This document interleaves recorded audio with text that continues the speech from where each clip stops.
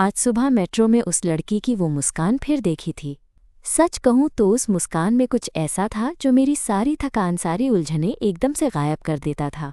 और ये बात मैं रोज़ महसूस करती हूँ बिना किसी वजह के।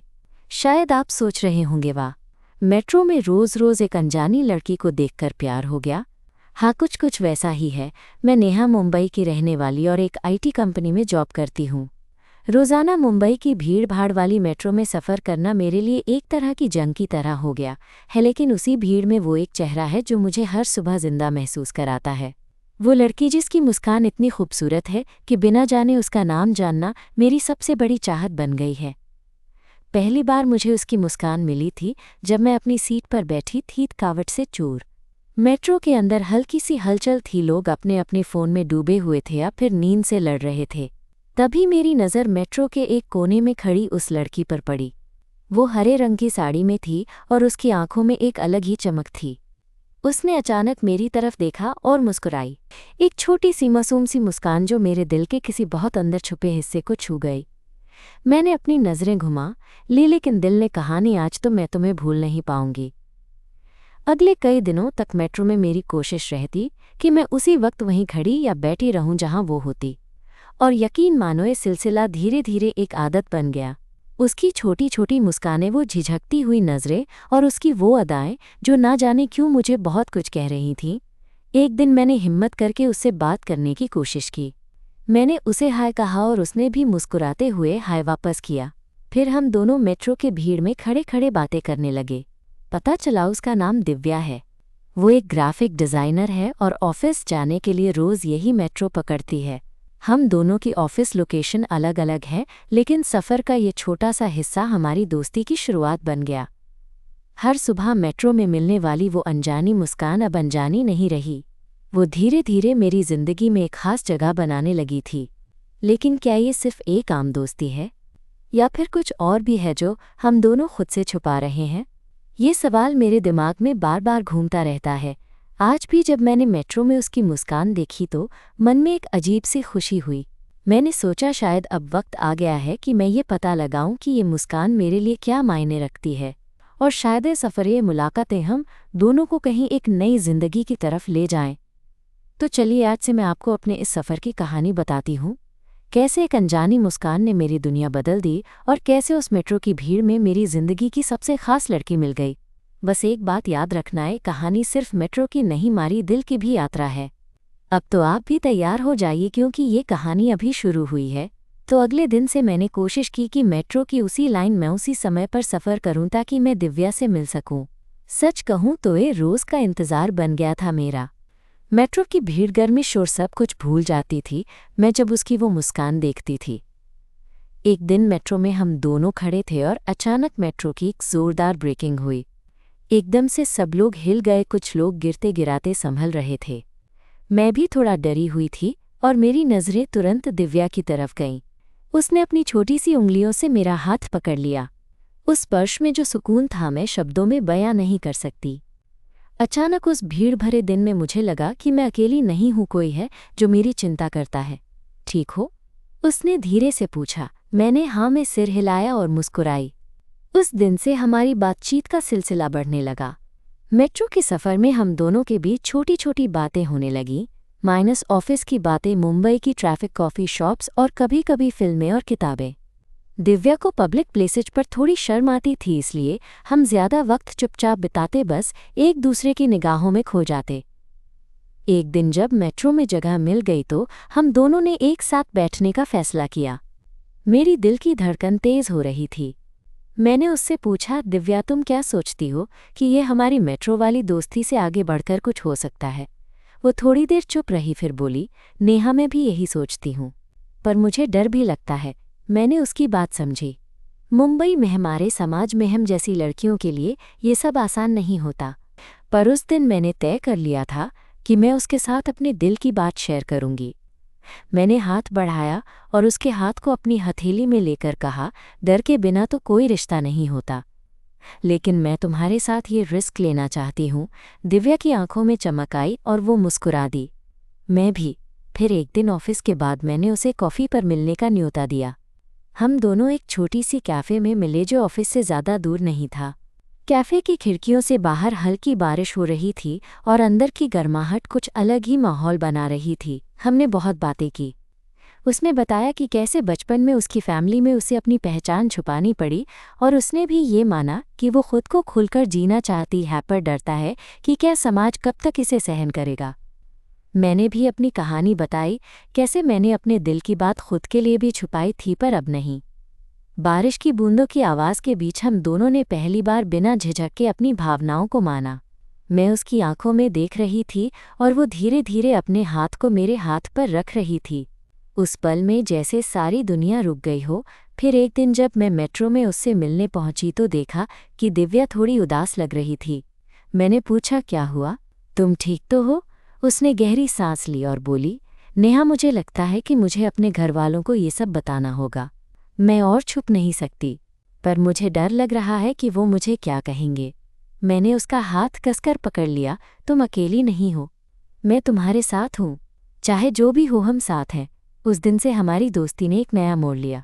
हम दोनों ने तय किया कि चाहे जो भी हो, हम अपनी सच्चाई को अपनाएंगे। दिव्या ने मुझसे कहा कि वो मुझे अपने घर पर भी ले जाना चाहती है ताकि मैं समझ सकूं कि उसके जीवन में क्या चल रहा है। जब मैं पहली बार दिव्या के घर गई तो उसके घर वाले थोड़े स्टाइलिश और खुले विचार वाले थे, पर फिर भी जब मैंने धीरे धीरे अपनी बात रखी तो थोड़ा अनिश्चितता का माहौल था। पर दिव्या की माँ ने मुझे देखकर मुस्कुराते हुए कहा, दिव्या ने तुम्हारे बारे में बहुत कुछ बताया है। मुझे खुशी है कि उसने किसी पर भरोसा किया। उस दिन मुझे समझ आ गया कि प्यार सिर्फ दो लोगों के बीच का एहसास नहीं होता, बल्कि उसमें परिवार, समाज और उम्मीदें भी जुड़ी होती हैं। मैंने दिव्या के हाथ को अपनी हथेली में लिया और कहा, हम ये सब मिलकर ठीक कर लेंगे। हमारी प्यार की कहानी धीरे धीरे हमारे बीच की दीवारों को तोड़ रही थी। मेट्रो की भीड़ में शुरू हुई ये कहानी अब हमारे दिलों में अपनी एक खास जगह बना चुकी थी, और मैं जानती थी कि चाहे रास्ता कितना भी मुश्किल क्यों न हो, हम साथ हैं। उस छोटी सी मुस्कान ने मुझे जिंदगी का सबसे खूबसूरत तोहफा दिया था, माइनस खुद को समझने और प्यार करने का हक। और इसी के साथ हमारी जिंदगी में नए अध्याय की शुरुआत हुई थी। मैं और दिव्या, दो अनजानी मुस्कानों की कहानी जो अब अनजानी नहीं रह गई थी। हम दोनों के बीच जो रिश्ता बन रहा था वो किसी फेयर YTALE से कम नहीं था, बस थोड़ा सच के करीब। अब मैं सोचा करती हूँ कभी कभी वो मेट्रो का सफ़र कितना ख़ास हो जाता। जब कोई ऐसा मिल जाए जो सिर्फ साथ सफ़र नहीं करता बल्कि दिल की भी सुनता है, और उस सफ़र में मुस्कानें ही नहीं, सपने भी खिलने लगते हैं। अगले कुछ दिनों में मैंने और दिव्या ने अपने रिश्ते को थोड़ा और गहरा करना शुरू किया। ऑफिस की टेंशन, मुंबई की भीड़ और रोज़ की मेट्रो की भागदौड़ में भी हम दोनों की मीटिंग्स खास रहने लगीं। कभी कभी मेट्रो की भीड़ में हम एक दूसरे की हथेली पकड़ लेते और बस एक दूसरे की आंखों में खो जाते। एक दिन दिव्या ने मुझसे कहा, नेहा, क्या तुम्हें लगता है कि हम दोनों के बीच ये रिश्ता सिर्फ मेट्रो तक सीमित रहेगा, या हम इसे अपनी जिंदगी में भी उतारेंगे? उस सवाल ने मेरे दिल को झकझोर दिया। मैंने जवाब दिया, दिव्या, मैं चाहती हूँ कि ये रिश्ता हमारी जिंदगी का हिस्सा बने। मैं तुमसे ये नहीं पूछती कि क्या करोगी, मैं बस ये चाहती हूँ कि हम साथ रहें, हर मुश्किल में, हर खुशी में। वो मुस्कुरी और बोली, मैं भी यही चाहती हूँ। और उसी दिन से हम दोनों ने तय किया कि चाहे कुछ भी हो, हम एक दूसरे के साथ सच्चाई से जिएंगे। मैंने उसके हाथ को फिर से थामा और ये सोचकर मुस्कुराई कि मेट्रो की वो अनजानी मुस्कान अब मेरी सबसे प्यारी दोस्त, मेरी सबसे करीबी साथी बन चुकी है। हमारी कहानी अभी खत्म नहीं हुई, बल्कि ये तो बस शुरुआत है। आगे क्या होगा ये तो वक्त ही बताएगा, पर आज मैं ये ज़रूर जानती हूँ कि प्यार में साहस होता है, और अगर हम साथ हैं तो कोई भी मंजिल दूर नहीं। तो फिर क्या आप तैयार हैं मेरे साथ इस सफ़र में चलने के लिए? क्योंकि मैं अब अपनी कहानी के हर मोड़ को आपसे साझा करने वाली हूँ, एक ऐसी कहानी जो आम सी लगती है पर दिल से बहुत ख़ास है। उस दिन के बाद से दिव्या और मैंने अपनी बातचीत और मुलाकातों की गहराई को और बढ़ा दिया। ऑफिस की भाग-दौड़, मीटिंग्स और मेट्रो के सफ़र के बीच हमने अपने लिए कुछ खास पल निकालना शुरू कर दिया था। मैं सच में महसूस कर रही थी कि मैंने अपनी ज़िंदगी में पहली बार किसी को ऐसा महसूस कराया है जो सिर्फ दोस्ती से कहीं ज़्यादा था, और जो शायद मैं खुद से भी छुपा रही थी। एक शाम जब ऑफिस थोड़ी जल्दी ख़त्म हो गया तो मैंने दिव्या को मैसेज किया, चलो आज कॉफ़ी पर चलते हैं। कुछ मिनटों में ही वो हाँ करके आई और हम साथ में निकले एक नज़र मिलाने वाले कैफ़े की तरफ। सो हमारी मेट्रो लाइन के पास था। कैफ़े में हल्की रोशनी थी और बाहर एकदम ठंडी हवा चल रही थी। हम दोनों ने एक टेबल पकड़ी और चुपचाप कॉफ़ी की चुस्कियां लेते रहे। फिर धीरे धीरे बातचीत शुरू हुई। नेहा, उसने थोड़ा हिचकिचाते हुए कहा, तुम्हें लगता है कि जो हम कर रहे हैं वो सही है? मतलब बाहर की दुनिया क्या कहेगी? मैंने उसकी आंखों में देखा जो थोड़ी चिंता से भरी थी और कहा, दिव्या, सही गलत तो वक्त ही बताएगा, पर मुझे लगता है अपने दिल की सुनना ज़रूरी है। और तुम्हारा दिल तो मुझसे जुड़ा हुआ है। वो मुस्कुराई, लेकिन उसके चेहरे पर अभी भी हल्की सी अनिश्चितता थी। पर तुम्हें डर नहीं लगता? कहीं हमारे परिवारों को पता चल गया तो? मैंने गहरी सांस ली। डर तो हमेशा रहेगा, पर डर के चलते हम अपनी खुशियों को क्यों दफनाएं? हम साथ हैं तो कोई भी मुश्किल बड़ी नहीं। वो मेरी बात सुनकर थोड़ी राहत महसूस कर रही थी। मैंने देखा उसके हाथ थोड़ा कांप रहे थे तो मैंने धीरे से उसका हाथ थामा। उसके हाथ की गर्माहट ने मेरे दिल को एक नई ताकत दी। उस पल जैसे सारी चिंताएं, सारी बाधाएं दूर हो गईं। नेहा, उसने धीरे से कहा, तुम्हारे साथ होना मुझे ऐसा महसूस कराता है कि मैं खुद को पा रही हूँ। एक ऐसी जगह जहाँ मैं खुलकर कहीं भी किसी भी रूप में रह सकती हूँ। मैंने उसकी आंखों में झांकते हुए कहा, मुझे भी ऐसा ही लगता है। तुम मेरी जिंदगी की सबसे खूबसूरत वजह बन गई हो। वो अचानक मेरी तरफ झुकी और हमारी आंखें मिली। हमारी सांसें एक दूसरे के करीब थी लेकिन दोनों ने अपनी हिम्मत जुटाई और थोड़ा पीछे हट गए।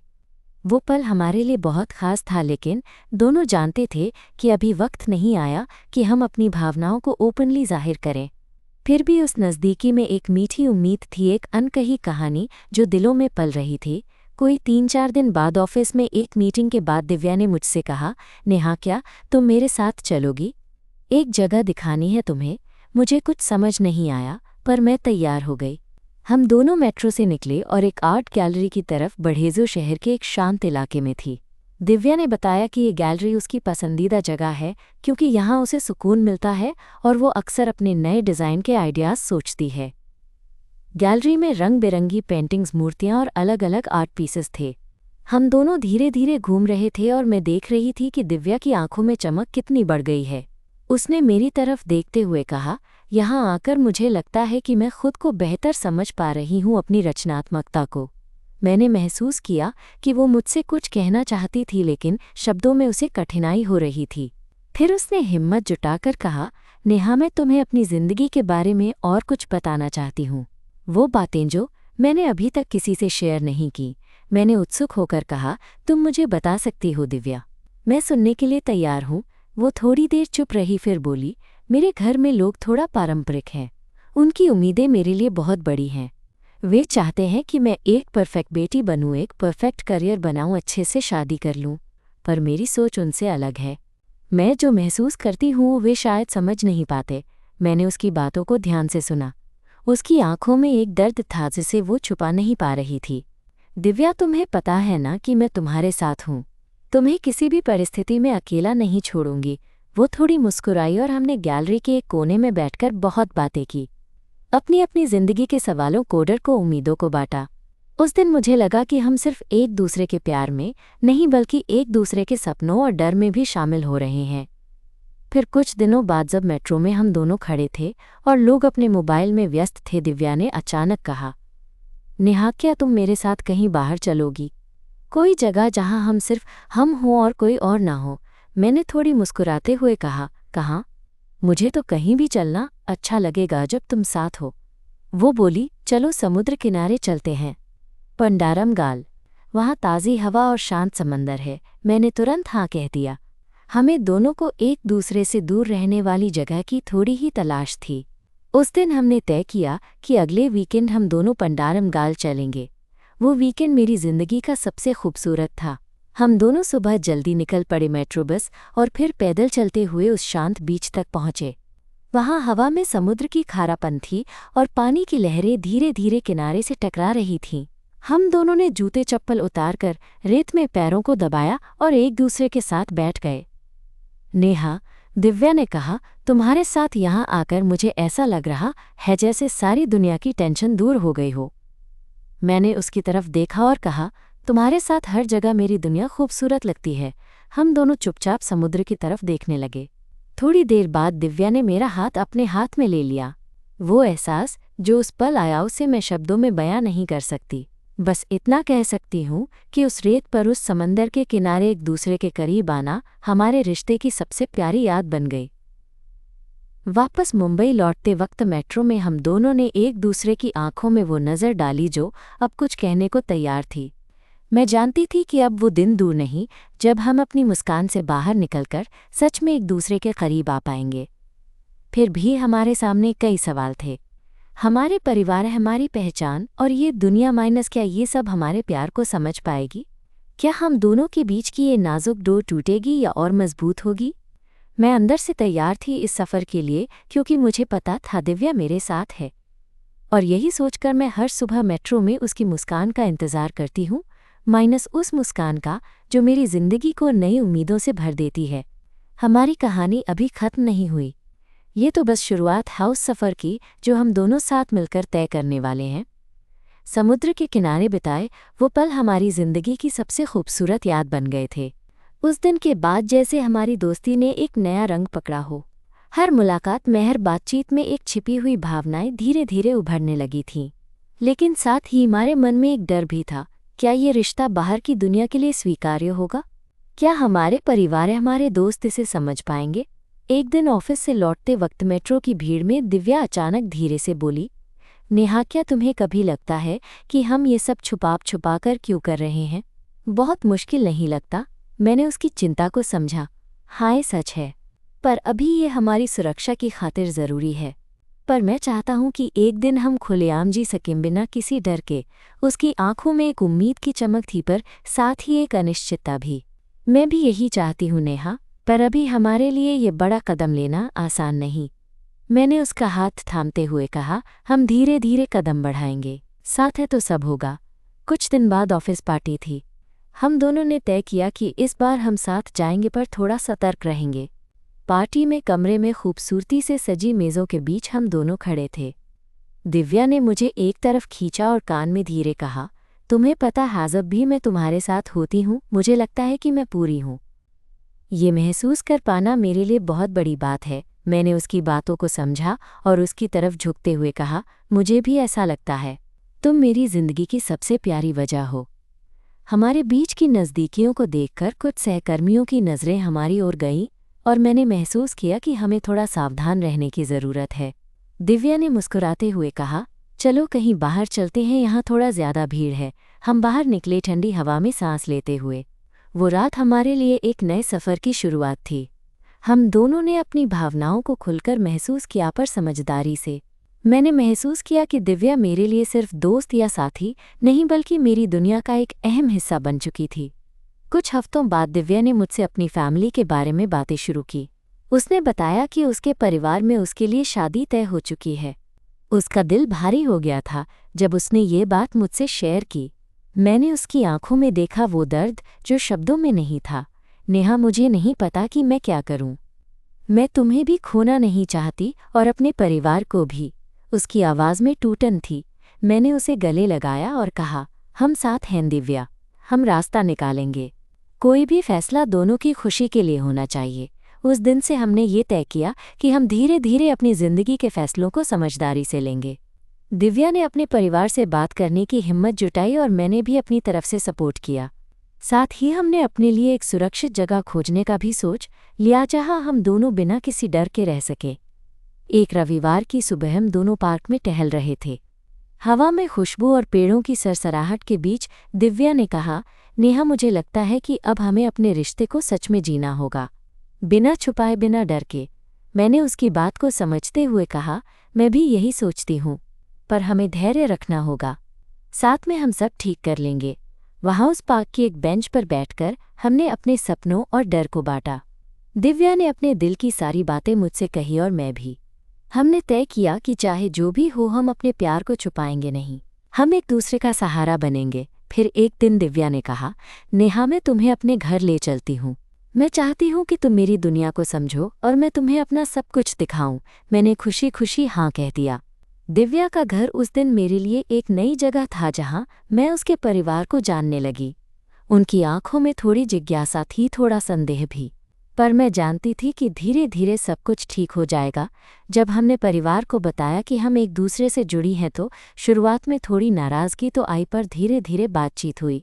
दिव्या के माता पिता ने मुझे देखा और उनकी आंखों में समझदारी की झलक थी। उन्होंने कहा, हम तुम्हारे लिए खुश हैं कि दिव्या को कोई समझता है, बस हमें समय दो। मैंने उन्हें विश्वास दिलाया कि मैं दिव्या का हमेशा ख्याल रखूंगी।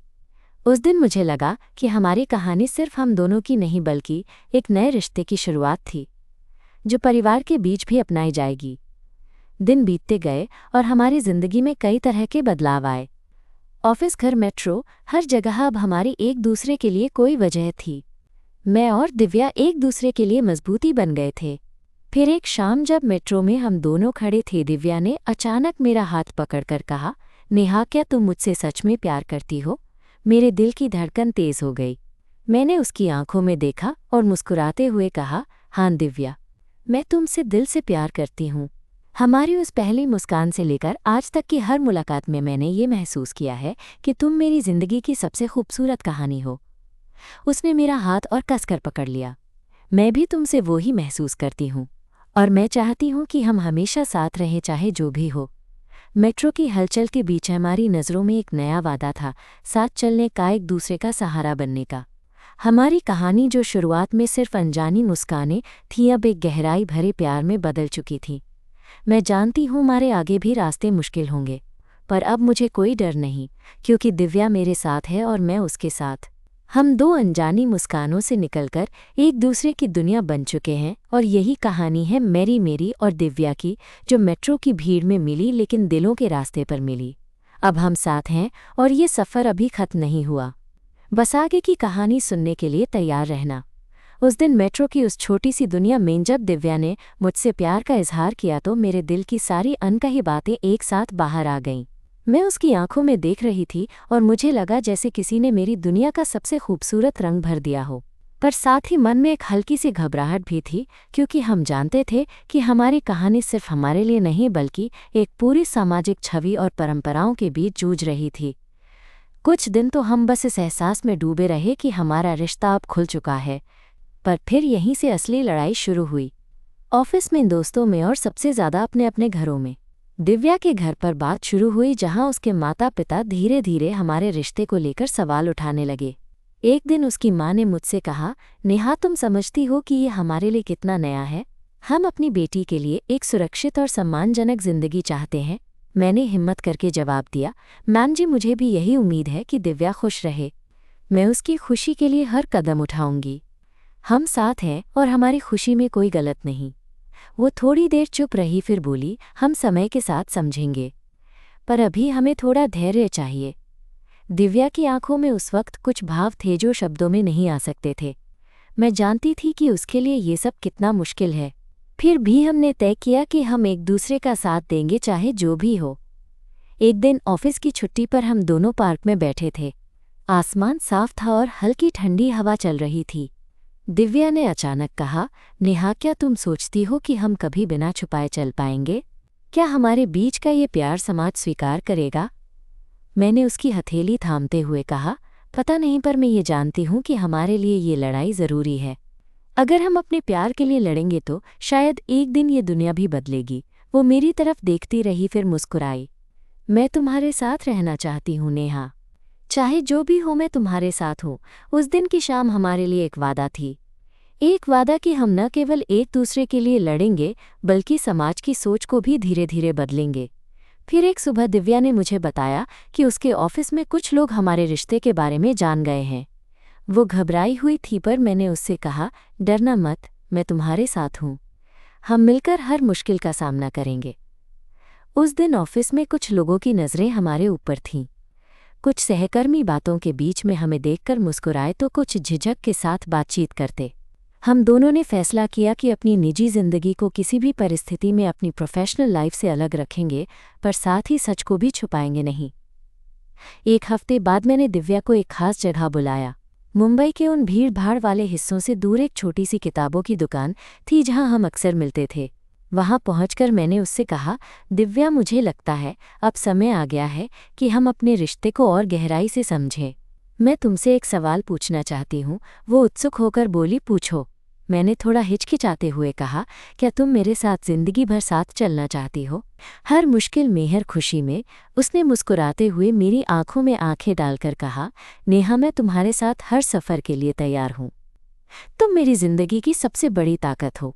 उस दिन हमने एक दूसरे को बिना किसी शब्द के समझ लिया कि हमारा रिश्ता सिर्फ प्यार का नहीं बल्कि एक वादा है, साथ निभाने का, साथ लड़ने का।